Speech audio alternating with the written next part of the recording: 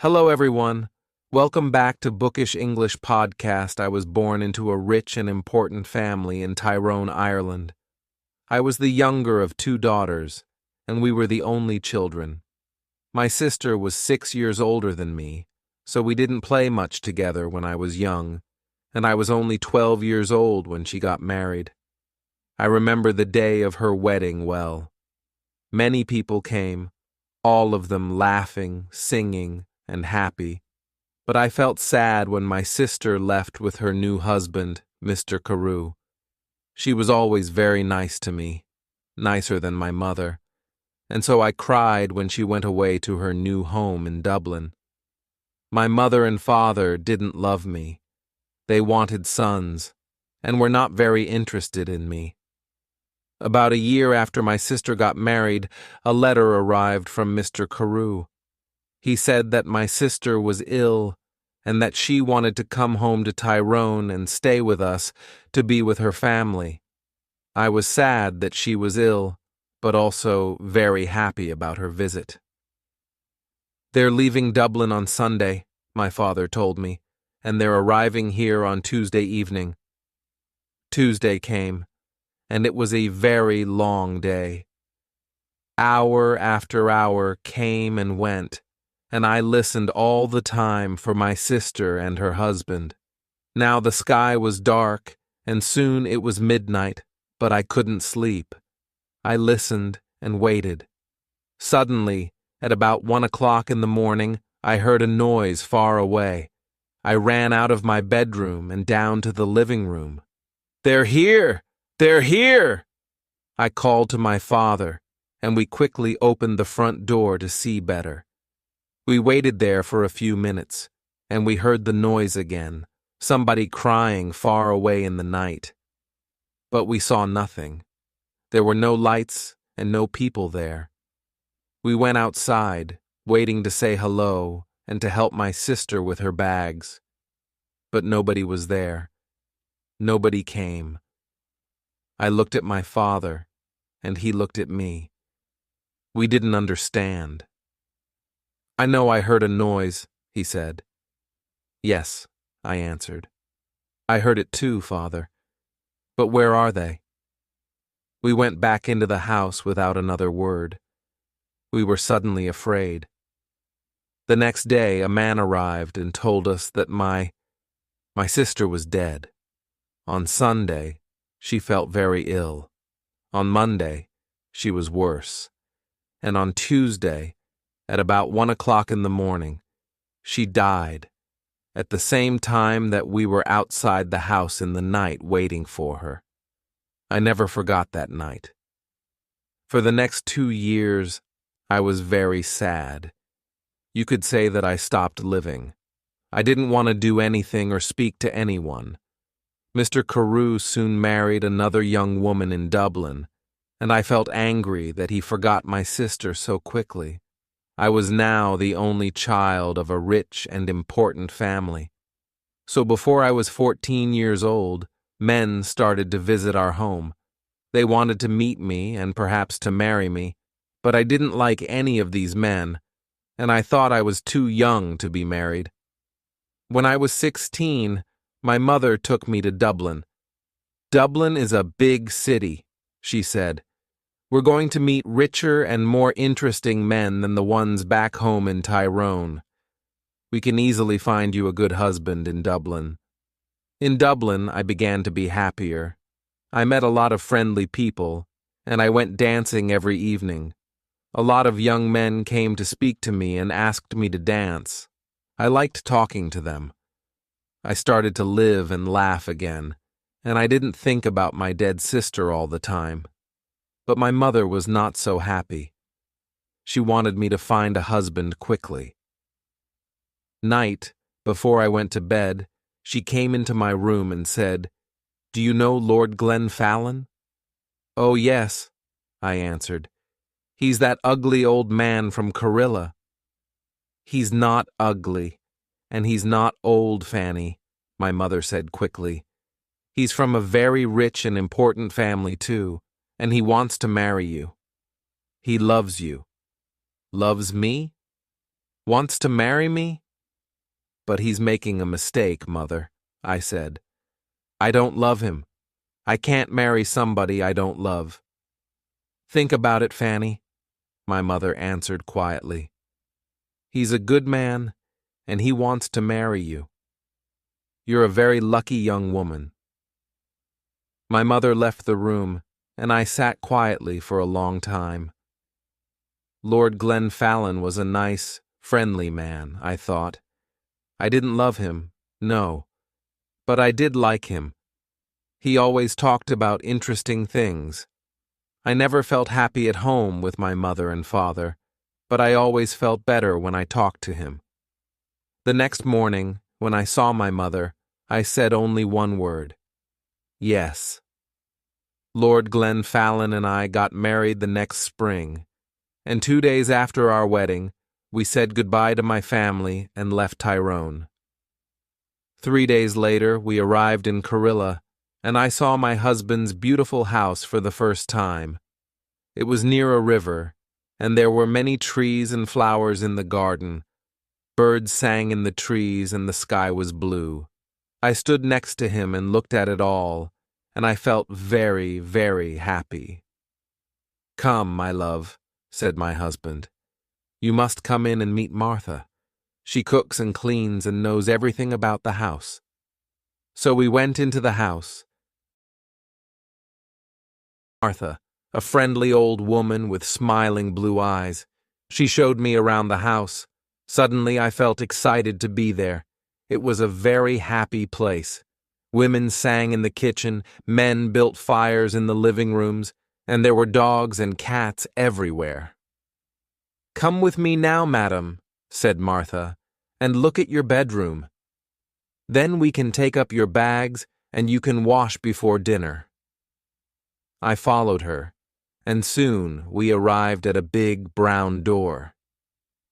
This is your room, she said, and she opened the door. I stood and looked, suddenly cold with fear. In front of me stood something big and black. I didn't know what it was. I thought it was an old coat, but without anybody inside it. I jumped back quickly, very afraid, and moved away from the door. Is something wrong, madam? Martha asked me. Nothing. Perhaps it's nothing, I answered quickly. But I thought I saw something in there. I thought I saw a big black coat when you opened the door. Martha's face went white with fear. What's wrong? I asked her. Now you look frightened. Something bad is going to happen, she said. When someone sees the black coat in this house, we know that something bad is going to happen soon to the Glenfallen family. I saw the black coat when I was a child, and the next morning, old Lord Glenfallen died. Something bad is going to happen now, madam. I know it. We went down to have dinner. I felt unhappy and afraid, but I didn't say anything to my husband about the black coat. I wanted to forget about it and be happy again. The next day, Lord Glenfallen and I went for a walk together to look around the house and gardens because I wanted to know my new home better. I like this house and all the people here, I said, and I'm happy to be here with you. It's much better than Tyrone. My husband was quiet for a long time. He walked with his head down, thinking. Then, suddenly he turned to me, took my hand, and said, Fanny, listen to me. Listen carefully. There's something I must ask you. Please, please only go into the rooms in the front of the house. Never go into the rooms at the back of the building or into the little garden by the back door. Never. Do you understand me, Fanny? His face was white and unhappy. I understood his words, but I didn't understand why he was suddenly a different man. Here at Cahargilla, he never smiled or laughed any more. Perhaps the back of the house was dangerous, I thought. but he didn't want to talk about it anymore. We went back to the house without speaking, and again I tried to forget his words and to be as happy as I was before. It was about a month later that I met the other woman for the first time. One day, I wanted to go for a walk in the gardens. It was a beautiful day, and I ran up to my room after lunch to get my hat and coat. But when I opened the door of my room, there was a woman sitting near the fire. She was about 40 years old, and she wore a black coat. Her face was white, and when I looked closely, I saw that her eyes were white too. She was blind. "Madam," I said, "this is my room. There is a mistake." "Your room?" she answered. "A mistake? No, I don't think so. I don't think there's a mistake. Where is Lord Glenfallen?" "Down in the living room," I said. "But who are you, and why are you here in my room?" "Tell Lord Glenfallen that I want him," was all she said. "I must tell you that I am Lady Glenfallen, and I want you to leave my room now," I said firmly. "Lady Glenfallen? You are not, she cried and hit my face very hard. I cried out for help, and soon Lord Glenfallen arrived. I ran out of the room as he ran in, and I waited outside to listen at the door. I did not hear every word, but I knew that Lord Glenfallen was very angry, and that the blind woman was very unhappy. When he came out, I asked him, "Who is that woman, and why is she in my bedroom?" But my husband didn't answer me. Again, his face was white with fear. His only words were, "Forget her." But I did not forget her, and every day it became more and more difficult to talk to my husband. He was always quiet now, always sad and afraid. He sat for hours, looking into the fire with his unhappy eyes. But I didn't know why, and he didn't want to tell me. One morning, after breakfast, Lord Glenfallen suddenly said, "I have the answer. We must go away. To another country. To France or Spain, perhaps. What do you think, Fanny?" He didn't wait for my answer, but left the room very quickly. I sat and thought for a long time. Why must we leave Cahargilla? I didn't understand, and I didn't want to go too far away from my mother and father in Tyrone. They were old now, and my father was sometimes ill. They didn't love me very much, but I wanted to be near them. I thought about it all day, and I didn't know what to say to my husband. When he arrived back in the evening and came in to dinner, I said nothing. After dinner, I was very tired, and I went up to my bedroom early. I wanted to have a good night's sleep and think about it all again the next day. I closed my eyes and went to sleep. But I did not sleep well, because I dreamed of the black coat. Suddenly I woke up. Everything was dark and very quiet. But somebody was at the end of my bed. There was a hand with a light. And behind the light was the blind woman. She had a knife in her other hand. I tried to get out of bed and run to the door, but she stopped me. "If you want to live, don't move," she said. "Tell me one thing. Did Lord Glenfallen marry you?" "Yes, he did," I answered. "He married me in front of 100 people." "Well, that's sad," she said, "because I don't think he told you that he had a wife. Me.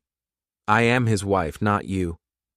Young woman, you must leave this house tomorrow, because if you stay here, you see this knife? I'm going to kill you with it." Then she left the room without a sound. I didn't sleep again that night. When morning came, I told my husband everything. "Who is the blind woman?" I asked him. "She told me last night that she is your wife, that I am not your wife." Did you go into the rooms at the back of the house? Asked my husband angrily. I told you that you must never go there.